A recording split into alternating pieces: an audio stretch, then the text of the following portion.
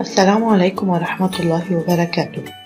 Aujourd'hui, je veux résoudre avec vous l'exercice typique qui est en relation avec le chapitre de la réaction chimique. Tout d'abord, il faut préparer vos cahiers des fiches et il faut avant résoudre l'exercice typique tout seul.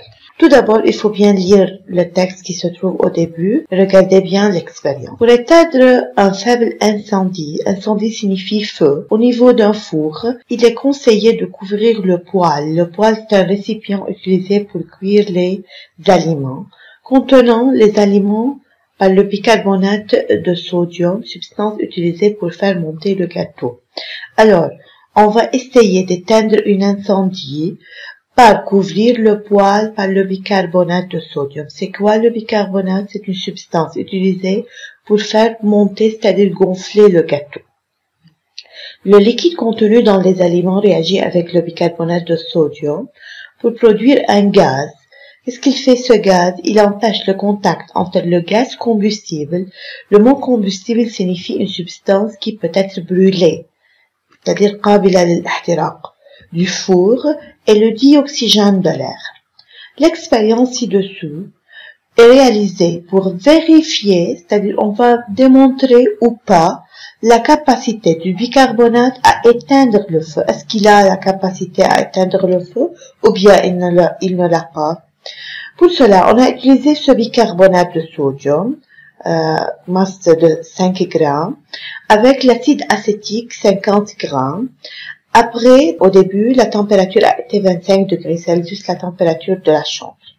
Après l'ajout du bicarbonate de sodium sur l'acide, il y a un dégagement d'un gaz qui trouble l'eau de chaud, il y a formation d'eau plus sel de masse 30 grammes et la température a été devenue 15 degrés Celsius. Si on regarde bien, on indique que cette réaction ou bien que cette transformation est une transformation chimique. Il faut rappeler les signes qu'on a appris déjà dans les chapitres précédents. Voilà, la première question, il faut indiquer le signe de cette réaction chimique. Regardez, voilà, la température a été 25 degrés Celsius, la température est devenue 15 degrés Celsius. Voilà, c'est le premier signe. Il n'y a pas du gaz initialement, maintenant il y a dégagement d'un gaz, alors c'est le deuxième signe. Par suite, les deux signes sont le dégagement du gaz et la diminution de la température. Maintenant, passons à la question numéro 2. Comparez la température de la solution au début de l'expérience et à la fin de l'expérience. Début et fin. Et il y a le verbe comparer qui nécessite qu'on utilise des termes bien déterminés de comparaison, qu'on a recours aux valeurs et à l'unité. Valeur et unité. C'est le début de l'expérience et c'est le fin de l'expérience. On a dit faire la comparaison. Voilà. Comparer. La température de la solution au début de l'expérience a été 25 degrés Celsius. Elle est plus grande, voilà c'est le terme de la comparaison, que celle à la fin, c'est le fin de l'expérience, qui est 15 degrés Celsius. Et voilà, c'est la comparaison.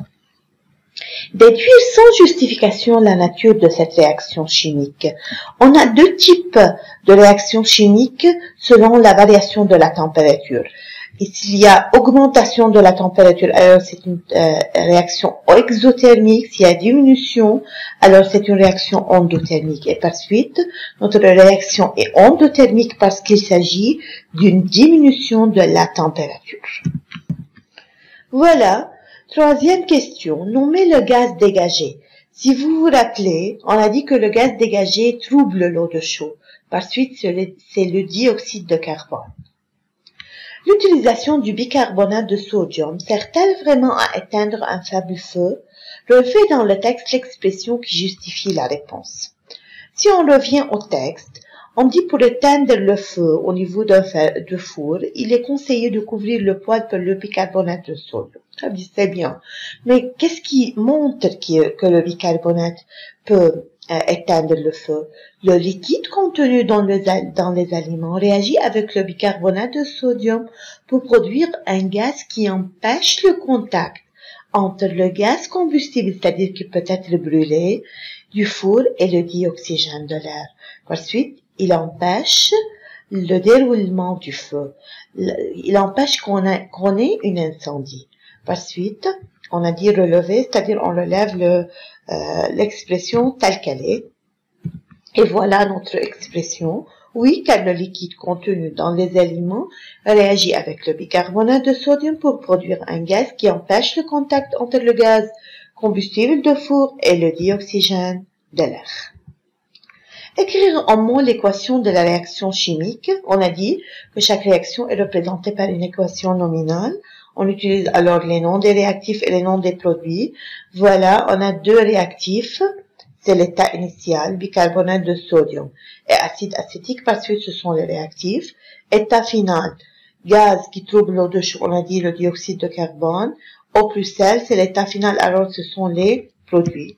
Simplement, on utilise ces mots avec plus et flèche entre eux, alors c'est l'équation en mots ou bien l'équation nominale. Finalement, on va appliquer la loi de Lavoisier ou bien la loi de la conservation de la masse. Pour cela, voyez, on nous demande de calculer la masse du gaz dégagé et on doit justifier la réponse. Tout d'abord, il faut recourir à la loi qu'on a déjà appris, d'après la loi de la conservation de la masse, ou bien on écrit d'après la loi de Lavoisier. Qu'est-ce qu'il a dit Lavoisier? Il a dit que la masse totale des réactifs est égale à la masse totale des produits. On a appris ça avant. La masse de bicarbonate de sodium plus la masse de l'acide acétique est égale à la masse de dioxyde de carbone plus la masse du sel, la masse de l'eau. J'ai cité les réactifs et les produits. Lorsqu'on dit masse totale, alors il faut additionner ces masses. Voilà. La masse de bicarbonate de sodium est égale à 5 grammes, acide acétique 50 grammes. Le gaz de l'eau qui trouble l'eau de chaud ou dioxyde de carbone, on ne sait pas sa masse. L'eau plus sel, leur masse ensemble est égale à 30 grammes. Par suite, j'ai mis chaque terme dans sa valeur réelle. Il en reste la masse de dioxyde de carbone à le calculer. Et voilà, par un simple calcul qui est égal, on trouve que la masse est égale à 25 grammes. En réalité, ce calcul est la justification de notre réponse. Sans calcul, la réponse n'est pas justifiée.